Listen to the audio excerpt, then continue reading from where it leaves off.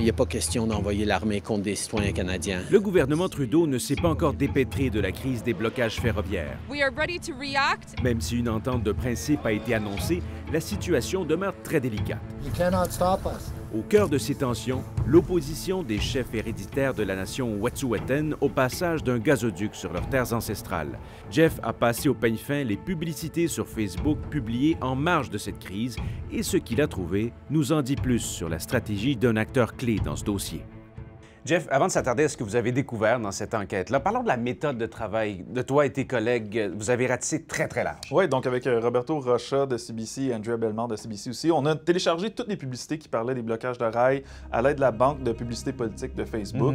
On a trouvé en tout 330 publicités qui parlaient de ces manifestations-là. Quand même beaucoup. Ce qu'on s'est rendu compte assez rapidement, c'est que la vaste majorité des publicités étaient contre les manifestations. On parle de 110 000 $ qui ont été investis dans des publicités contre les manifestations et des publicités qui ont été vues 20 millions de fois. Pour les gens qui sont pour les manifestations, on parle d'un budget de 3 000 $. C'est un fossé entre les deux. Et des publicités vues 350 000 fois. Donc, le fossé est énorme entre ces deux camps-là. Oui, le fossé est énorme, mais si on regarde un peu, qui est derrière ces publicités? Donc, le plus gros annonceur, là, sans surprise, c'est Coastal GasLink, qui est l'entreprise dont le pipeline est bloqué. Et les publicités, là, ils se cachent pas, c'est des publicités qui viennent de l'entreprise en question. Écrit, donc, c'est écrit, il n'y a pas de problème. Là où ça se complique, c'est qu'il y a des groupes qui se décrivent comme étant des initiatives citoyennes qui ont diffusé des publicités contre les manifestations.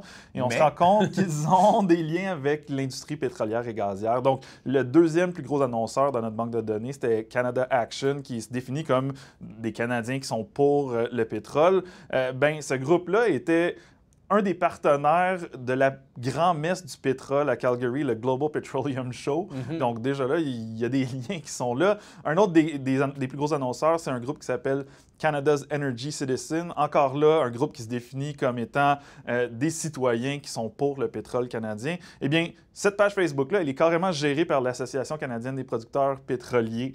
Donc, ce sont des groupes en surface. On regarde sur Facebook, on dit que ce sont des gens ordinaires qui sont derrière ça, mais ça a des liens à l'industrie pétrolière. Et quand on gratte un peu, est-ce que ça ressemble à ce dont on parlait à l'émission il n'y a pas longtemps, du similitantisme, de l'astroturfing, ça? Ça peut ressembler à de l'astroturfing. Donc, dans ce cas-là, les liens à l'industrie pétrolière, il a fallu qu'on creuse pour les trouver. C'est pas du tout évident sur la surface. Le groupe Canada's Energy Citizens, sur leur publicité, c'est écrit payé par l'Association canadienne des producteurs pétroliers. Donc, eux, ils ont fait la bonne chose, c'est clair, clair. Mais les autres groupes, ce n'était pas du tout mentionné. Même, il y a un groupe, Debunk Inc., qui, encore là, se définit comme un groupe citoyen. On a fouillé dans leurs documents d'incorporation et on voit que les personnes qui sont derrière ça sont des personnes qui travaillent pour une entreprise de marketing qui représente des compagnies pétrolières. Et même l'avocat qui a signé les documents d'incorporation est lui-même sur le conseil d'administration de 2 compagnies pétrolières. Donc, il y a beaucoup de choses là-dedans qui ne sont pas du tout évidentes au premier regard. Comme dans bien des dossiers polarisants. D'ailleurs, j'invite les gens à aller consulter ton article signé aussi par Roberto Rocha et Andrea Bellemare. C'est sur notre site web et sur le groupe Facebook des décrypteurs.